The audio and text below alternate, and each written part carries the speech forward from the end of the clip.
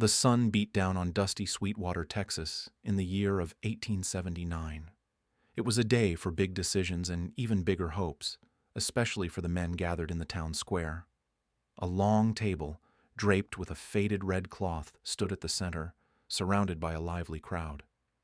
This wasn't just any gathering. It was a bride auction, a common sight on the frontier where women seeking new lives met men seeking wives. The air buzzed with excited chatter and the clinking of coins. A man with a booming voice, Mr. Henderson, stood beside the table, waving his hands to quiet the eager bachelors. "All right, gentlemen, let's get this show on the road. We've got fine, strong women here, ready to make a home and a life." One by one, women were presented.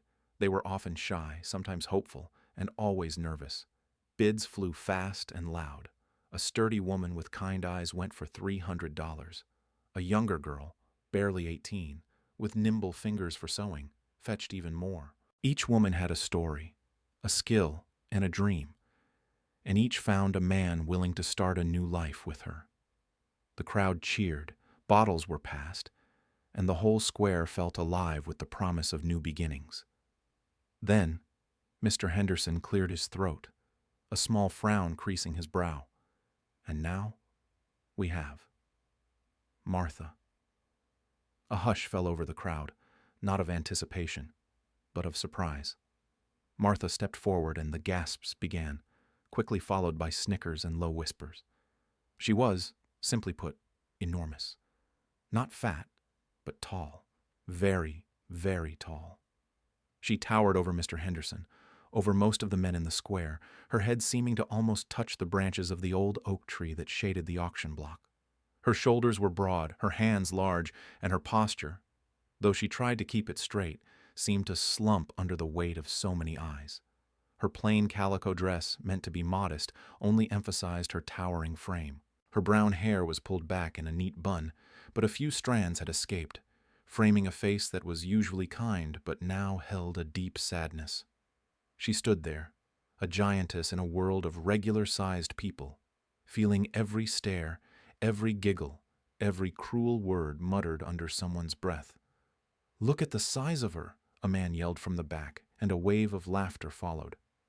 "She's a whole stable of horses in one woman," another shouted, wiping tears of mirth from his eyes.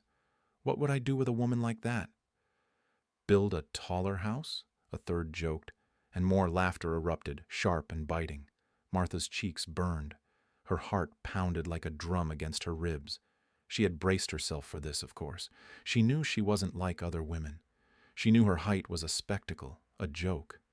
But knowing it didn't make the pain any less. Each mocking laugh, each scornful gaze, felt like a stone thrown at her already bruised spirit. She wanted to run, to hide, to disappear into the dusty Texas ground. She gripped the edge of the table, her knuckles white, trying to appear strong even as her insides twisted with humiliation. Mr. Henderson, looking uncomfortable, tried to quiet the crowd, but their mockery only grew louder, harsher. The laughter swelled, echoing in Martha's ears. She felt her face grow hot, and a tear, despite her best efforts, began to prickle at the corner of her eye. She squeezed them shut for a moment, wishing the dusty ground would open up and swallow her whole. She could hear them clearly now, the men she had hoped might offer her a new start, now just offering scorn. "A freak of nature," one man bellowed, his voice thick with cheap whiskey and mean spirit. "Who'd want a wife who can see over the barn?" Another chimed in, "She's built like a lumberjack. Might as well get a man to do the chores." Martha's chest tightened. She took a deep breath, trying to push down the burning shame that threatened to overwhelm her. She had always been big, even as a small girl. Her mother used to say she was built for strength, a compliment that felt like a curse in this moment. She had learned to carry water buckets without strain, to chop wood with powerful swings, to mend fences that other women found too heavy to even lift. These were good, useful skills on a frontier ranch, she thought. But today, they only seemed to make her a bigger target for ridicule. Mr. Henderson, the auctioneer, tried to restore order. "Now, gentlemen, let's be respectful. This is a fine woman, strong and capable." But his words were weak against the tide of jeers. He looked at Martha with a pitying gaze, which only made her feel worse. Pity was almost as bad as scorn. All right, Mr. Henderson continued, his voice losing some of its earlier booming confidence. Do I have any bids for Martha? Let's start at $50? Silence. The men who moments ago had been shouting bids of hundreds of dollars for other women now stood with their arms crossed, smirking. Not a single hand went up. Not a single voice offered even the lowest price. The quiet was louder than any shout, a heavy blanket of rejection settling over Martha. She looked out at the faces in the crowd. There were young men, old men, rough ranchers, and clean-shaven shopkeepers. Not one of them met her gaze with anything but amusement or disdain. Her chin began to tremble. Her dream of a simple home, a quiet life, a chance to be valued for her hard work and kind heart, was crumbling into dust around her. She had journeyed all the way from Missouri, hoping for a fresh start, leaving behind the whispers and pointed fingers of her old town. But it seemed the whispers had followed her, echoing in the laughter of these Texas men. She knew what came next. Mr. Henderson would have to declare her unbid. She would be left standing alone, a spectacle, a failure. The other women who had been successfully auctioned off would look away, embarrassed for her. The men would go back to their drinks, their jokes, their new brides, and Martha would be left with nowhere to go. The vast open plains of Texas, which had once felt like a symbol of new chances, now felt like an endless, lonely expanse. She braced herself for the final, humiliating declaration, her large frame feeling impossibly small and exposed. Martha's head hung low, her vision blurred by unshed tears. She heard Mr. Henderson clear his throat again, preparing to deliver the final blow, the announcement that no one wanted her. The silence from the crowd, once filled with harsh laughter, was now thick with an even colder indifference. It felt like the end of her world. Just as Mr. Henderson opened his mouth, a small, clear voice cut through the heavy quiet. She's mine. The words were soft, almost a whisper, yet they echoed in the sudden stillness. Martha's head snapped up, her eyes wide with disbelief. Every person in the square turned to look, mouths agape. Who would dare? Stepping out from the shadows near the general store was a man Martha hadn't even noticed before. He was small, not just a little short, but truly tiny compared to most men, with a slight build and gentle features. His worn hat seemed too big for his head, and his simple work clothes, though clean, were clearly patched. This was Samuel, the rancher with the smallest spread outside of town, known more for his quiet ways and diligent work than for any grand statements. He walked with purpose, his boots kicking up tiny puffs of dust with each step. He didn't look at the gawking crowd, nor did he flinch from their surprised stares. His eyes, the color of warm earth, were fixed only on Martha. He walked right up to the auction table, standing directly in front of her. Even standing on his tiptoes, he barely reached her shoulder. Mr. Henderson, utterly flummoxed, blinked several times.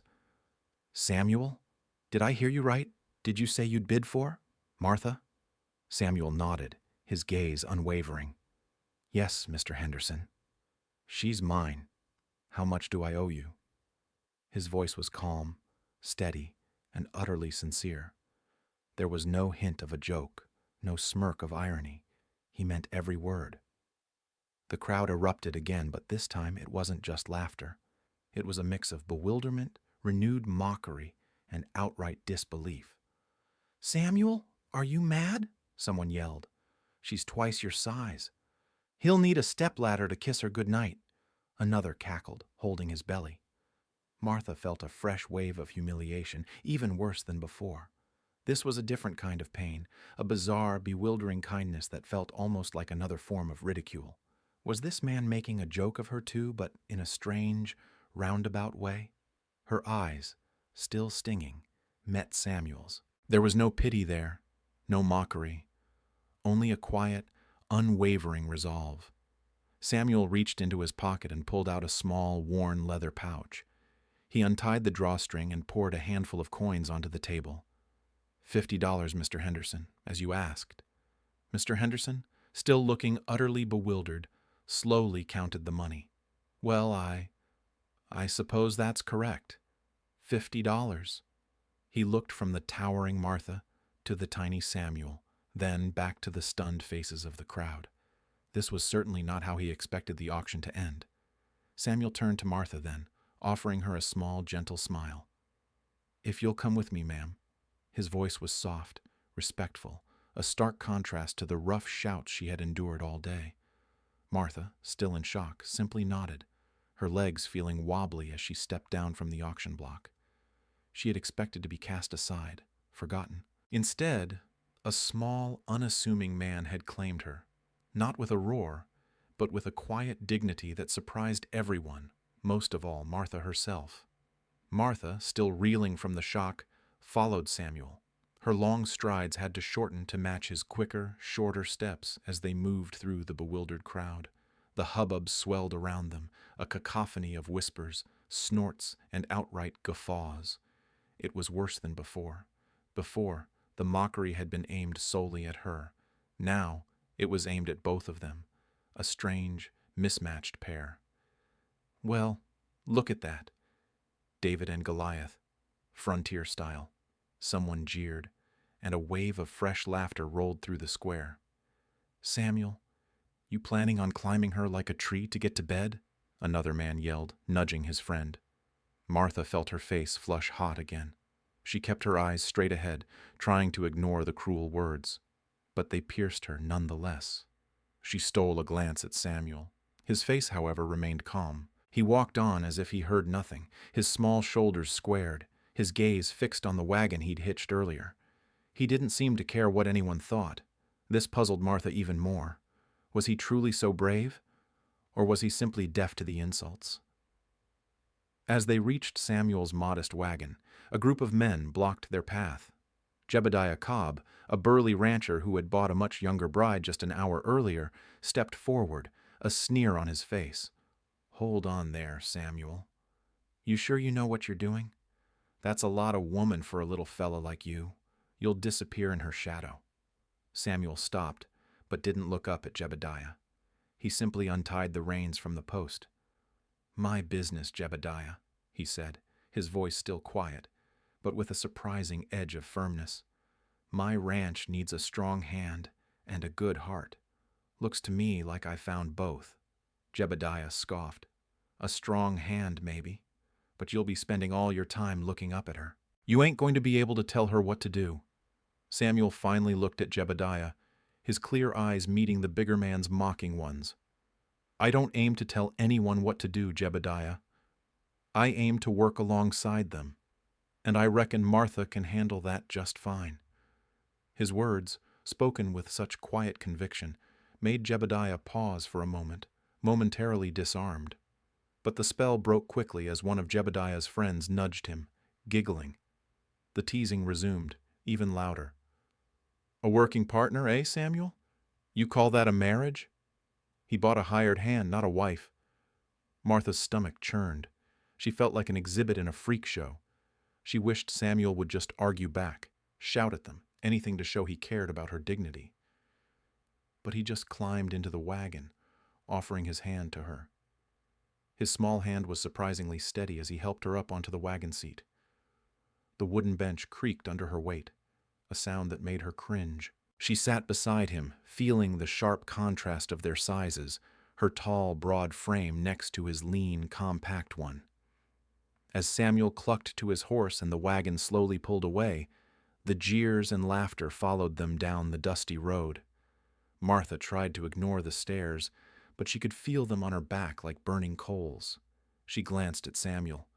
He sat upright, holding the reins with a calm focus, his eyes on the road ahead, as if the entire town wasn't laughing at their backs. It was a strange kind of strength, she thought, this quiet indifference to a world that wanted to make him small. She wondered if he truly didn't hear them, or if he just didn't care. And more importantly, she wondered what kind of life awaited her with this peculiar, brave little man. The journey to Samuel's ranch was quiet, broken only by the rhythmic creak of the wagon wheels and the distant cries of prairie birds.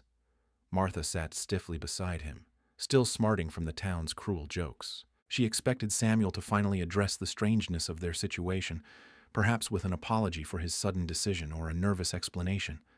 But he said nothing, simply focusing on the path ahead, his small hands steady on the reins.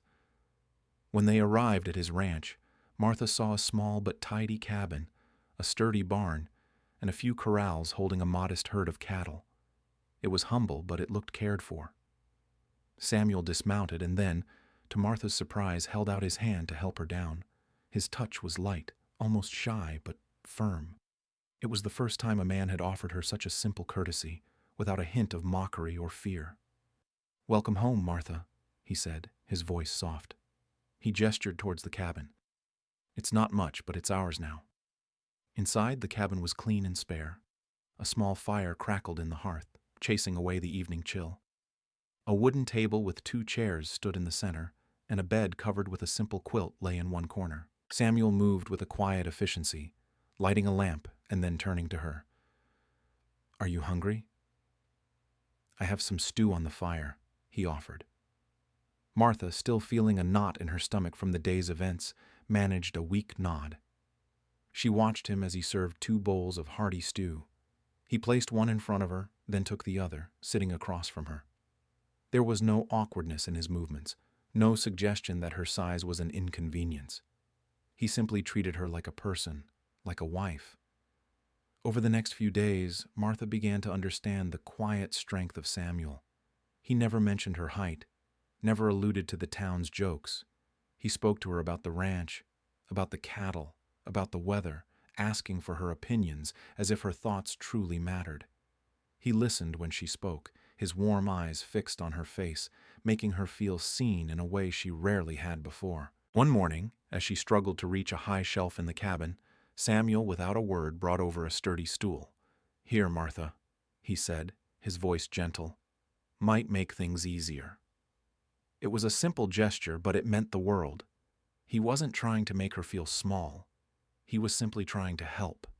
He showed her around the ranch, explaining the chores, never assuming she couldn't do something because of her size, but rather looking at her with an expectation of capability. When she effortlessly lifted a heavy sack of grain that would have strained other women, Samuel simply nodded. "Good, Martha. That'll save us time." His approval was quiet, but it was genuine. She found herself responding to his calm kindness. For the first time, she wasn't just tolerated or mocked. She was respected. She was valued. The constant ache of humiliation that had lived in her chest for years began to lessen, replaced by a tentative warmth. Samuel, the smallest man she had ever known, was making her feel bigger than anyone ever had before. He saw her, not as a spectacle, but as a partner, and in his quiet, unassuming way, he was giving her a dignity she hadn't dared to dream of. Life on Samuel's ranch settled into a steady rhythm.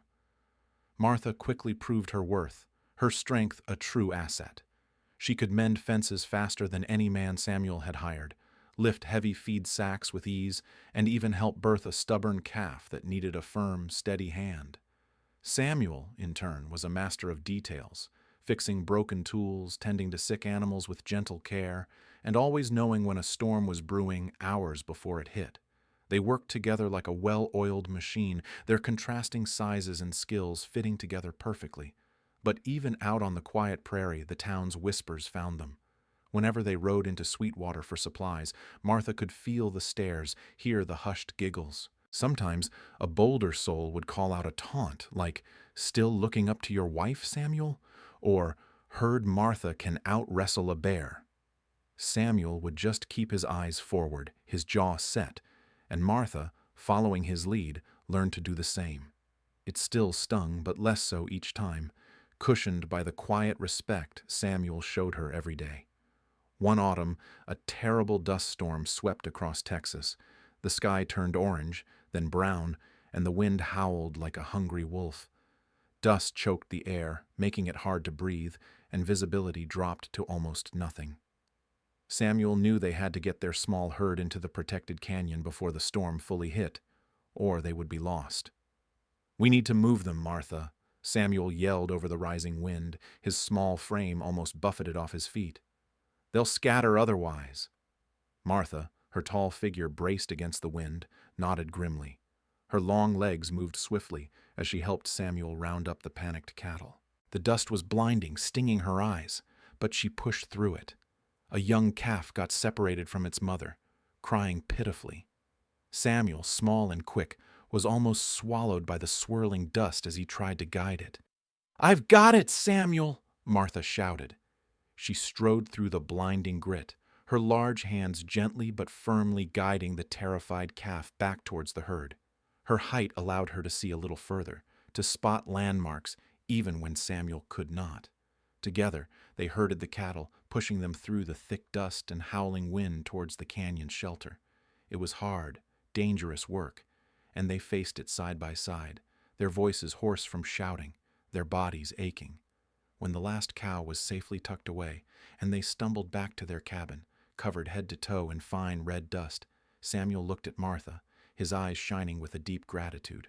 "You saved us, Martha," he said, his voice rough with emotion. "Your strength, your eyes in that storm. We couldn't have done it without you." Martha, tired but proud, simply nodded. In that moment, surrounded by the quiet hum of the storm outside, the town's cruel jokes felt very far away. They had faced danger together, and they had won. Their bond, forged in shared struggle and quiet understanding, grew stronger with every challenge. The ranch was not just a place they lived, it was a testament to what they could build, together. After the dust storm, a quiet understanding settled between Martha and Samuel. The shared danger had stripped away any lingering doubts, revealing the true strength of their partnership. Martha began to see Samuel not just as a kind man, but as a deeply courageous one, his small stature hiding a spirit tougher than any iron. And Samuel, for his part, looked at Martha with an admiration that went beyond her physical strength, seeing the generous heart and steady wisdom she possessed. Their days continued with hard work, but now there was a lightness to it. They often ate their meals together on the small porch, watching the sun set over the plains. Samuel would talk about his plans for the ranch, his dreams of expanding his herd, and Martha would offer practical advice, born from a lifetime of observation and a keen sense of what needed doing. He would laugh at her dry wit, and she would find herself smiling, a genuine, easy smile that rarely touched her lips before. One evening, after a long day of mending fences, Samuel found Martha struggling to reach a loose board high on the barn wall. He watched her for a moment, then, instead of bringing a ladder, he simply stood close beside her. "Here," he said softly, putting his hands on her waist. "Lift you up." Martha was startled. No man had ever touched her with such gentle intent. Her body stiffened for a moment, remembering the crude jokes about her size. But Samuel's touch was pure, meant only to help. She felt herself being lifted, surprisingly easily, by his strong, small hands. She quickly fixed the board, and when he lowered her, their eyes met.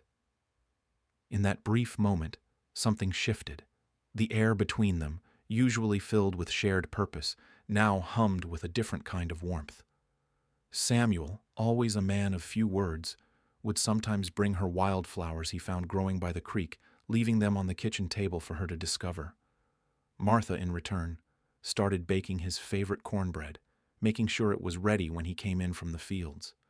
These small acts of kindness, these quiet gestures, spoke volumes. They were building a life, yes, but they were also building something deeper, a true and tender love. Martha found herself looking forward to his return each evening, to the quiet companionship, to the way his eyes would crinkle at the corners when he smiled at her. She realized that Samuel saw beyond her towering frame, beyond the mockery of the town. He saw her, Martha, the woman who worked hard, who cared for the animals, who had a laugh that could fill the cabin. He saw her worth, not her size. And Samuel, who had always been a solitary man, found a comfort he'd never known. Martha's presence filled his small cabin, not just with her physical being, but with a vibrant spirit and a deep sense of belonging. He admired her strength, but he cherished her quiet kindness and the way she made his small ranch feel like a true home. Their love was a quiet flame, growing steadily, proving that the heart could find its match in the most unexpected places, regardless of what the outside world saw. It was a love built on respect, on shared labor, and on seeing the good that lay within, far beyond the surface. The seasons turned, and with each passing month, the ranch of Samuel and Martha thrived. Their cattle herd grew, their fences stood strong, and their garden yielded bountiful harvests. The evidence of their hard work, done together, was plain for all to see. Yet the town of Sweetwater was slow to change its mind. Old habits die hard, and the image of the towering woman and the tiny man was still a source of quiet amusement for many. But cracks began to appear in the wall of their ridicule. It started subtly. When the general store owner, Mr. Abernathy, had trouble lifting a heavy barrel of molasses, Martha, who happened to be in town with Samuel, simply reached over and, with surprising ease, hoisted it onto the counter. Mr. Abernathy, red-faced and grateful, could only stammer his thanks. He looked from Martha to Samuel, who merely offered a small, knowing smile. Then there was the incident with Jebediah Cobb's runaway horse. The spirited stallion had broken loose and was galloping wildly through the main street, causing panic. No one could get close enough to calm it. Samuel, quick as a flash, darted into its path, but he was too small to truly stop its momentum. It was Martha, with her long reach and powerful grip, who managed to grab the horse's bridle, wrestling it to a halt with a strength that astonished everyone. Jebediah, who had once mocked her, could only stare, his jaw hanging open. "Well, I'll be," he muttered, tipping his hat to her. "Thank you, ma'am. That was mighty impressive." Gradually, the outright laughter lessened. The cruel jokes became fewer and further between. People still looked, but their stares held less malice and more curiosity, sometimes even respect. They saw Martha not just as a tall woman, but as a capable rancher, a woman who could hold her own, and then some. They saw Samuel not just as a small man, but as a wise and steady presence, a man who clearly knew how to pick a partner.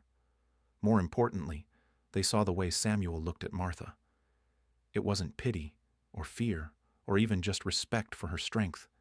It was something deeper, a quiet adoration that shone in his eyes. And they saw the way Martha would lean ever so slightly toward Samuel when they spoke, the soft smile that would grace her lips when he made a quiet joke. They saw the way they moved together, a seamless unit, whether mending a gate or discussing the price of cattle. One Sunday, as they walked out of the small church, old Mrs. Gable, the town's most notorious gossip, actually smiled at them. "You two make a fine pair," she said, her voice surprisingly gentle. "A truly fine pair." The town was slowly, grudgingly, coming to terms with the fact that Samuel and Martha weren't a joke. They were a couple, bound by something real and strong. Their differences, once the source of so much ridicule, now seemed to highlight their unique strengths, making their bond all the more remarkable. The whispers didn't stop entirely, but they changed. They were no longer about mockery, but about wonder. The day of Martha and Samuel's formal wedding arrived, a quiet affair held in the same small church where Mrs. Gable had offered her unexpected blessing. It wasn't a grand town event like some frontier weddings, but it was important. The pews were filled, not just with a few friends, but with many faces from Sweetwater. The very same people who had once laughed and whispered now sat watching, their expressions a mix of curiosity and, for some, genuine warmth. Martha wore a simple cream-colored dress sewn by her own hands that fit her tall frame perfectly. Samuel, in his best suit, stood proudly beside her, a small man beside his towering bride. As they exchanged vows, their voices, one deep and resonant, the other soft and steady, filled the small church. There was no doubt in anyone's mind that their promises were true. When the preacher declared them husband and wife, Samuel turned to Martha, and for the first time in front of the whole town, he gently took her large hand in his small one. He then, with a shy but determined smile, leaned up and kissed her. It was a tender, sweet kiss, a silent declaration of the deep love that had grown between them.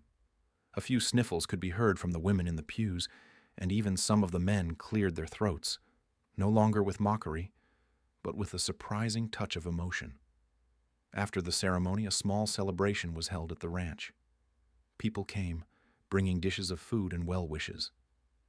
Jebediah Cobb, the rancher who had once called Martha a lumberjack, approached them, his usual bluster replaced by a respectful nod.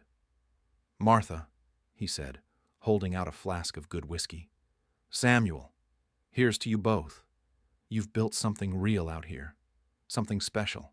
Other townsfolk offered their congratulations, their eyes now seeing beyond the stark contrast in their sizes. They saw the way Samuel's gaze followed Martha, full of quiet devotion. They saw the way Martha would gently place a hand on Samuel's arm, a protective and loving gesture. They saw a true partnership, built on respect, hard work, and a love that had defied all expectations. The laughter and cruel jokes were gone, replaced by an understanding that their bond was not a joke, but a testament to finding love where it was least expected. Martha, standing tall and proud beside her small, brave husband, felt a peace she had never known. She was no longer a freak, no longer an outcast. She was Martha, Samuel's wife, and in his eyes, and now in the eyes of the town, she was simply loved. As the sun began to set, painting the Texas sky in hues of orange and purple, Samuel and Martha stood together, watching their guests depart. He reached for her hand, and this time, Martha didn't just accept it. She squeezed it gently. Their journey had been unlikely, filled with scorn and challenges, but they had found each other. Two very different people, united in a love that proved what truly mattered was the size of the heart, not the body. The town of Sweetwater, once so quick to judge, was finally forced to see them for what they truly were, equals united in a marriage that shone as bright as any star in the Texas sky.